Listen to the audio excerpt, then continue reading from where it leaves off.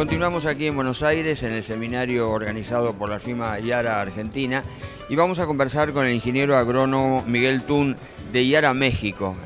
Vamos a ver un poquito, escucharlo al ingeniero, a ver cuál es el tema, cuál es la semblanza de lo que hace la producción de papa en México, los precios. Bueno, recién estuvimos escuchando unas disertaciones bastante dramáticas respecto a las posibilidades de precios de este año y bueno, la incertidumbre del año que viene.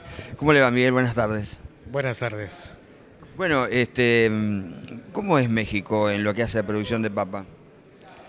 Bueno, México, como todos los países productores de papa, pues tiene diferentes zonas de producción, con diferentes rendimientos, diferentes calidades, diferentes manejos, climas. Esto lo hace muy diverso, igual que Argentina. ¿Y lo que hace a la tecnología que se aplican también es diversa? Definitivamente, hay zonas de las partes del país que tienen una alta tecnología, como la parte de Sinaloa, la parte más del centro del país hacia el norte del país.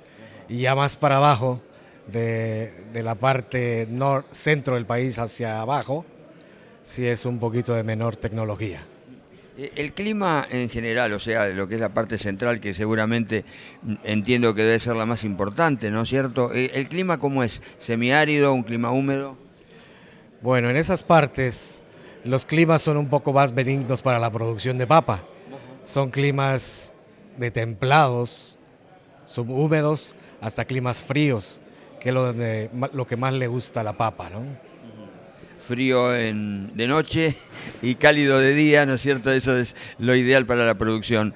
¿Y cómo se ve el tema de la fertilización? Entiendo que usted es de Yara, México.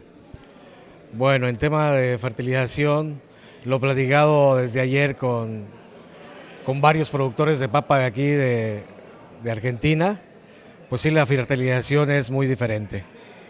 Muy diferente. En México se fertiliza un poquito más en cuanto a cantidad de fertilizante ocupada por hectárea.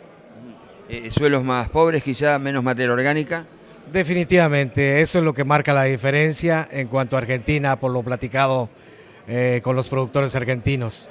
O sea, tenemos suelos con bajo contenido de materia orgánica, capacidad de intercambio catiónico por ende más baja y suelos más arenosos, entonces eso hace la diferencia. ¿Hay que aplicar mucho fósforo quizá? Sí, definitivamente. Bueno, como dije, las zonas son muy variadas. En ciertos lugares, sí, definitivamente las partes por millón de fósforos que hay definen aplicar un poquito más de dosis. Y en otras partes, pues sí, la dosis es menor, de acuerdo a los tipos de suelo. Los sistemas de riego que se utilizan allí en estas regiones de México son parecidos a los de Argentina, digo, por los pivots, esa tecnología que ha avanzado mucho en lo que hace a la eficiencia en el riego de los cultivos intensivos.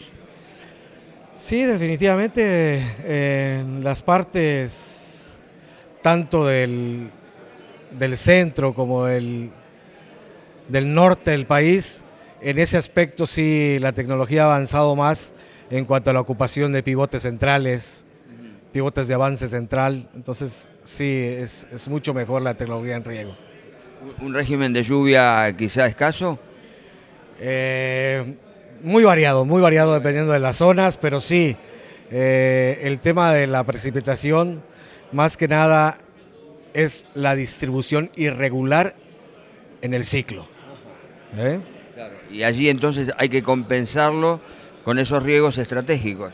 Definitivamente, y ver un manejo más adecuado del cultivo en cuanto a los riegos, porque también tenemos problemas que cuando está lo que es la estolonización, el llenado del tubérculo, luego ya vamos a tener precipitaciones muy altas.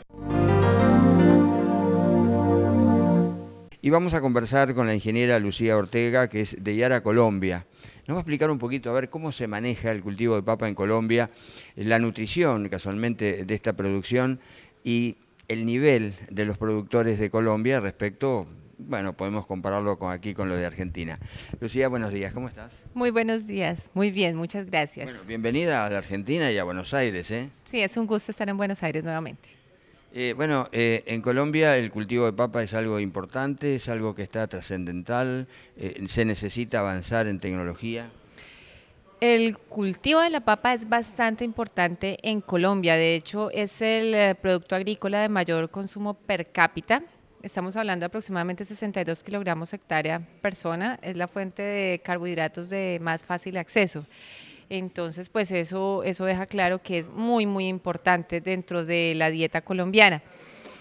En cuanto al nivel de los productores, nosotros manejamos, digamos que un 10% aproximadamente de la producción se dirige a papa de industria, papa para proceso, McCain, PepsiCo, y un 90% es papa para consumo. Dentro de esta papa para consumo, la gran mayoría está ubicada por encima de los 2.800 metros sobre el nivel del mar, ladera, y realmente hay bastante minifundio. Tenemos una parte importante con agricultores que siembran más de 300 hectáreas año, y también tenemos una participación importantísima de poblaciones muy pequeñas, donde las áreas de siembra pueden ser alrededor de 6.400 metros cuadrados.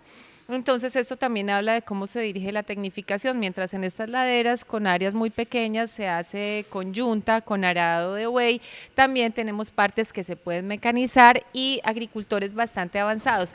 Realmente el proceso de evolución de la pampa en Colombia se ha dado más por el cambio generacional, ¿cierto? Está muy, muy marcada la parte tradicional en lo que se refiere a manejo de fertilización. Es un cultivo que se viene manejando, digamos, en la misma fórmula a siembra de fertilizantes tipo 131 y al reabone de fertilizantes tipo triple 15, 318.